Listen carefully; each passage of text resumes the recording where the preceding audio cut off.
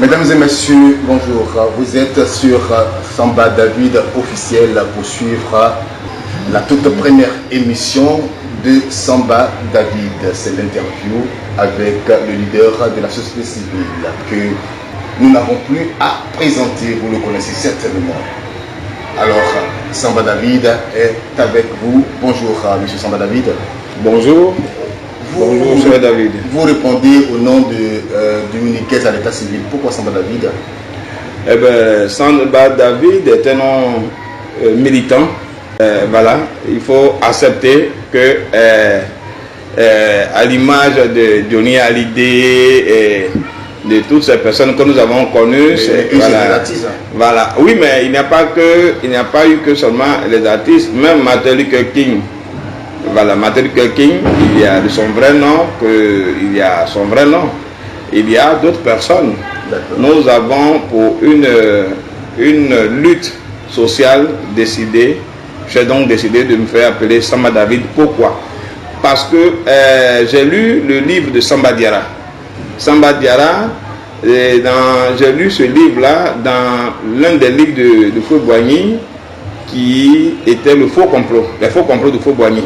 Dedans, j'ai vu qu'il y avait un jeune en son temps étudiant qui vraiment disait ce qu'il pensait à Feu Boigny.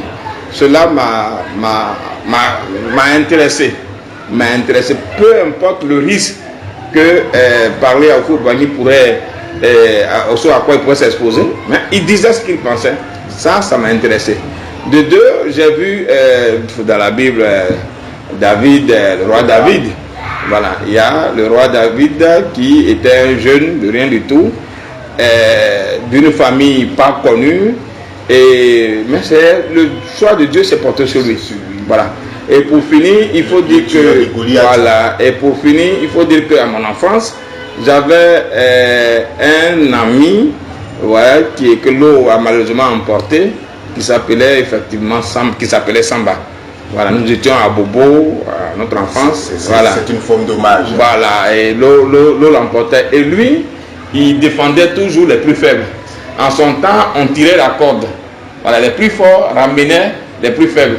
Et lui, avant de se mettre dans un camp, il regardait là où il y avait moins de force. Et il apportait la force qu'il fallait. C'est comme ça qu'il était caractérisé.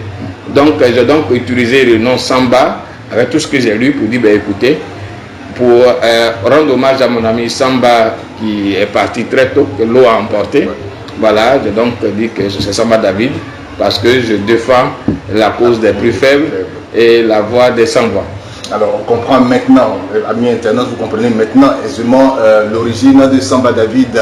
Alors, vous sortez d'une agression vraiment qui a fait parler d'elle, mais de plus en plus on vous voit à nouveau sur la toile, ça veut dire que ça va mieux. Oh oui, il faut dire, je le dis toujours, que pour ce que nous avons choisi comme activité, c'est-à-dire la défense des intérêts du peuple de Côte d'Ivoire, la défense du droit, de la vérité et de la justice, va nous exposer forcément à ce genre de choses. Donc pour moi, cette agression n'est qu'un accident de travail. Voilà, n'est qu'un accident de travail. Jamais un menuisier n'abandonnerait son métier pour avoir pris un marteau sous le pouce. Jamais. Donc, je continue toujours de donner de la voix quand il le faut. Je continue de dénoncer quand il le faut, parce que notre pays en a besoin. C'est justement le manque de dénonciation, le manque d'une société civile libre, autonome et distant de tout parti politique et de tout homme d'affaires, qui fait que notre pays, quel que soit le régime, nous avons toujours un souci de démocratie. Nous avons toujours un souci de démocratie. Et sous ce régime Ouattara, cela s'est encore accentué, parce qu'aucune liberté d'expression n'est permise. Alors, face à tout ça, je crois bien que craindre pour ma vie serait lâche. On a constaté que la société civile ivoirienne n'est pas aussi teigneuse sur le terrain. Qu'est-ce qui explique cela? Bien, peut-être vous avez une stratégie qui est un peu mal comprise. la question de la société civile reste encore méconnue par le grand public. Aujourd'hui en Côte d'Ivoire, quand tu t'exprimes sur une question donnée ou bien sur un point donné, on te demande il est de quel parti. Aujourd'hui, on arrive à attribuer un parti à qui porte un jugement ou bien une critique sur une situation. Par exemple, aujourd'hui, je suis traité d'abusement de pro-Gbagbo. Et il y en a qui vont loin pour dire que je suis gore. Tout simplement parce que je critique Ouattara. Tout simplement parce que je donne ma position en ce qui concerne la gestion de Ouattara. Mais en réalité, je ne suis ni Ouattara, ni pro-Gbagbo, ni gore, ni pro qui que ce soit. Je suis pro-Côte d'Ivoire. C'est ça qui est la réalité. Il faut donner de la voix. Nous critiquons Ouattara parce que c'est Ouattara qui est au pouvoir. Nous parlons de Ouattara parce que c'est lui qui décidait en ce moment. Nous parlons de Ouattara parce que c'est lui qui, à un moment donné, avait le pouvoir en Côte d'Ivoire. Donc, il fallait le critiquer. Ah, le pouvoir ou qui avait le pouvoir? Non, pour moi, je ne considère plus Ouattara comme un président en ce moment parce qu'il est illégal. Il est illégal. Quelqu'un qui a violé la Constitution, je ne peux pas me soumettre à ses ordres. D'accord. Ok, on va parler de votre chaîne Samba David officielle sur YouTube. C'est la première fois. Vous êtes quand même une personnalité publique bien connue. Vous avez sur beaucoup de chaînes, Africa 24, Afrique Média, partout vous êtes passé. Mais vous décidez d'avoir une chaîne YouTube à vous. Cela s'explique par... Oui, en fait, j'ai décidé d'avoir une chaîne YouTube tout simplement pour utiliser tous les canaux en ce qui concerne les réseaux sociaux pour m'exprimer, pour me faire entendre. Cette chaîne YouTube particulièrement pour commencer une série d'informations et d'enseignements sur la société civile. Parce que je voudrais qu'au soir de ma vie, on retienne que Samba David a milité pour une société civile forte et dynamique en Côte d'Ivoire. En l'instar des autres pays, regarde aujourd'hui en France, le peuple français est dans la rue. Le peuple français est en train de dire non à cette loi globale pour la santé, pour la sécurité sociale. Vous voyez? Donc, nous pouvons nous lever aussi comme ça. On a vu les gilets jaunes en France pendant des mois. Nous pouvons nous lever. On voit Y'en a marre, on voit le balai citoyen. Mais en Côte d'Ivoire, le peuple ivoirien ne s'est pas encore démarqué de l'emprise des partis politiques. Et c'est ça notre souci. Nous voulons donc briser ce monopole des partis politiques sur le débat public. Et regardez toutes les crises qu'a connu notre pays. Ces crises sont forcément liées aux élections. Mais avant les élections et après les élections, nous avons des vécus. Et dans ces vécus-là, nous avons des problèmes sociaux qui ne sont jamais évoqués et pour lesquels il n'y a jamais eu de coalition pour trouver une solution. Nous allons finir. Voilà. Vous êtes en face de vos followers. Samba David officiel, l'animateur principal de cette chaîne, Samba David. Vous allez parler à vos followers. Qu'est-ce que vous voulez qu'ils retiennent avec cette chaîne? Merci, mon homonyme David.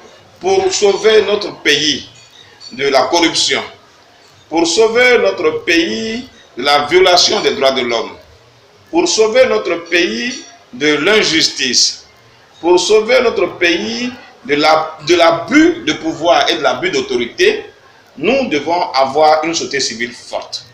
Une société civile forte par son dynamisme, par son autonomie, par son indépendance. C'est cela que nous devons retenir aujourd'hui. Si nous n'arrivons pas à nous accorder sur une société civile forte pour défendre nos intérêts, la Côte d'Ivoire, quel que soit le pays, quel que soit le président qui sera au pouvoir, nous serons toujours en train de recommencer. Vous voyez? Aujourd'hui, en Côte d'Ivoire, une première dame peut se permettre de faire un don de 2 milliards, 3 milliards. Un ministre, à peine nommé 6 mois, peut s'acheter une résidence d'1 milliard. Mais d'où tire-t-il l'argent? D'où ces personnes attirent l'argent? C'est l'argent du contribuable. En Côte d'Ivoire, tout le monde court pour être cadre des partis politiques. Qu'est-ce qu'ils cherchent? Ce n'est pas pour se mettre au service du peuple, mais c'est d'avoir des honneurs. C'est de se servir du peuple. Alors, quand des gens vous leur donnez le pouvoir et que vous ne les contrôlez pas, mais vous n'allez jamais bénéficier de ce pouvoir que vous avez légué à ces personnes-là. Alors, pour que nous puissions bénéficier de notre richesse, il nous faut être contrôleurs, surveillants de notre richesse. Et pour surveiller cette richesse-là, il y a ce qu'on appelle la société civile, qui regroupe en son sein les associations, les syndicats, les guides religieux, et les têtes couronnées, tout le monde, les commerçants. C'est de nous qu'il s'agit. Nous sommes donc le terrain de bataille de la classe politique. Malheureusement, nous avons abandonné notre sort entre les mains de la classe politique qui aujourd'hui décide de nous. Si la classe politique décide qu'il y a guerre civile en Côte d'Ivoire, il y a guerre civile en Côte d'Ivoire. Mais il était aujourd'hui important que nous comprenions que nous avons des difficultés.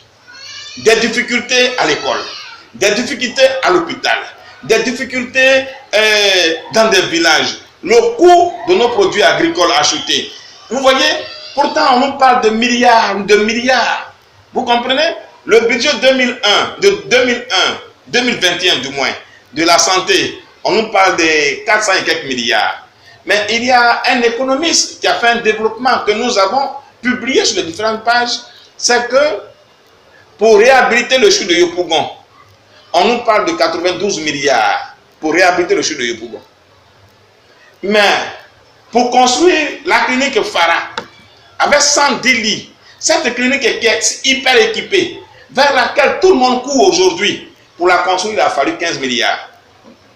Vous voyez, si les 415 milliards que nous avons comme budget pour la santé 2001 et 2021, mais si on divise, combien de cliniques Farah on pourrait construire? Mais ça, les Ivoiriens n'en parlent pas. On n'en parle pas. On nous parle de budget de l'école, près de 1000 milliards. Mais combien d'écoles on construit? Qui surveille ça? Qui contrôle ça? Qui contrôle? Le lycée de Gagnon, ça fait combien d'années? Le lycée est comme ça.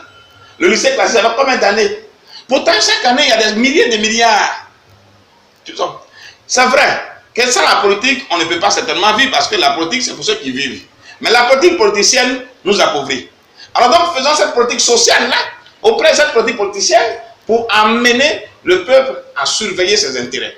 C'est de ça qu'il s'agit aujourd'hui. C'est en cela que nous appelons tous ceux qui voudraient vraiment être des gardiens, les gardiens du moins, de nos intérêts, de l'intérêt du peuple de Côte d'Ivoire, à nous rejoindre à la coalition des billets de Côte d'Ivoire. C'est une structure ouverte à tout le monde. Par notre sein, nous avons des professeurs, nous avons des professeurs à l'université, nous avons des étudiants doctorants, nous avons des enseignants du secondaire, nous avons des enseignants du primaire, nous avons des opérateurs économiques, nous avons tout le monde. Nous avons tout le monde à notre sein.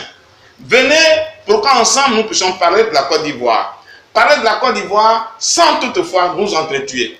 Il y a quelque chose pour laquelle un jour on pourrait se lever, la cherté de la vie. Vous voyez, au Soudan, Béchir n'est pas tombé parce que la classe politique l'a voulu. Béchir est parti parce qu'il a dû augmenter le coût du pain. Mais à cause du pain, il s'est trouvé dans le pain. C'est-à-dire, comme on le dit en Côte d'Ivoire, à cause de pain, Béchir est dans le pain. Vous comprenez? Nous, tout ce qui nous concerne et tout ce qui concerne notre vécu quotidien, on ne s'est jamais manifesté pour cela. Vous comprenez? J'ai été dans une clinique de la place où le médecin me dit je dois faire une analyse du moins, un contrôle sanitaire, alors il me faut une analyse de sang. Alors je paye l'analyse de sang, je vais dans le labo pour qu'on me prélève le sang pour faire l'analyse, on est de payer le prélèvement. Comme si on pouvait faire l'analyse de sang sans que mon sang soit prélevé. Vous comprenez? Et tout ça, que ce soit des cliniques au niveau sanitaire, que ce soit des écoles, mais chacun fait ce qu'il veut. L'État ne défend pas le peuple. Chacun va comme il veut et les prix sont fixés comme ils veulent. Vous comprenez? C'est cela le souci aujourd'hui. Et ça, cela pourrait nous mobiliser. Le dernier point, c'est le décalage des paiements des factures de CIE de ci causés par la Covid-19. Le président, M. Ouattara, a décidé en son temps de décaler les factures. Mais quand les factures ont été décalées, les problèmes n'ont pas été résolus. Parce que les hommes d'affaires, parce que les gens du privé qui avaient été mis en chômage technique ne recevaient plus rien. Vous comprenez? Mais le troisième mois, quand la date de limite du paiement des factures, il faut payer les factures. Mais en même temps, les autres factures n'attendent pas. Les factures sont venues. Ce qui fait que depuis août, nous avons presque chaque fin du mois des factures à payer. Et c'est un souci. Donc le problème a été décalé. Jamais M. Ouattara n'a pris une décision dans le sens d'alléger les dépenses du peuple de Côte d'Ivoire. Il pouvait dire non, ces factures-là, j'annule, vous ne payez pas. Malheureusement, on ne nous défend pas. Vous comprenez? Il y a ça. Et excusez-moi, le dernier cas, je vous ai parlé de la morgue. Vous savez, j'ai un frère qui est décédé dans un hôpital des Inchus. Et je vais prendre le corps pour l'envoyer dans le département de Gagnoa. On me dit non. Tous ceux qui décèdent dans les CHU et autres, les corps sont privilégiément détenus par Ivocep. C'est-à-dire c'est Ivocep ou rien. Si tu veux, tu payes une taxe ou bien tu payes un certain montant à Ivocep pour prendre ton corps. Voyez-vous, même dans le milieu de la morgue, il y a toujours des gens qui ont le monopole. Vous voyez, c'est du business. Donc, l'Ivoirien, c'est-à-dire le peuple de Côte d'Ivoire, nous avons beaucoup de sujets. Nous avons beaucoup de sujets à défendre. La première, ou bien le premier sujet, c'est la liberté d'expression. Pour que tu puisses parler d'une violation d'un droit ou bien d'une loi, il faut être libre de parler. Donc, cette loi fondamentale, ou bien ce droit fondamental-là, nous devons nous battre pour cela, la liberté d'expression. Ensuite, essayer de nous battre pour le quotidien à Côte d'Ivoire. On dit qu'en Côte d'Ivoire, il y a beaucoup d'argent. Malheureusement, le peuple ivoirien ne sent pas ce beaucoup d'argent-là. Il faut promouvoir aujourd'hui les valeurs. C'est de ça qu'il s'agit. Donc, la coalition des Indiens de Côte d'Ivoire reste une structure ouverte à tout le monde. Nous appelons tous les Ivoiriens pour qu'ensemble nous puissions parler d'une seule voix. Il ne s'agit pas d'une histoire d'ethnie. Il ne s'agit pas d'une histoire de religion. Il ne s'agit pas d'une histoire d'opinion politique. Il s'agit de notre pays. Il s'agit de l'amour de notre patrie. C'est de ça qu'il s'agit aujourd'hui. Donc, je voudrais donc dire merci à David qui aujourd'hui est là, qui tient le crachoir, pour dire que l'opportunité que vous nous donnez aujourd'hui de parler aux Ivoiriens est cette opportunité que nous avons toujours attendue et pour laquelle nous sollicitons que les Ivoiriens viennent sur notre page pour que chaque semaine nous puissions échanger sur les questions de Côte d'Ivoire. Je vous remercie. Merci Samba David. Je rappelle que vous êtes le coordonnateur national de la CICI, entendez la coordination, la coalition des indignés de Côte d'Ivoire. Merci. Je rappelle que vous devez partager cet élément et puis n'oubliez pas de vous abonner massivement sur la chaîne YouTube Samba David officielle. Merci et à la prochaine.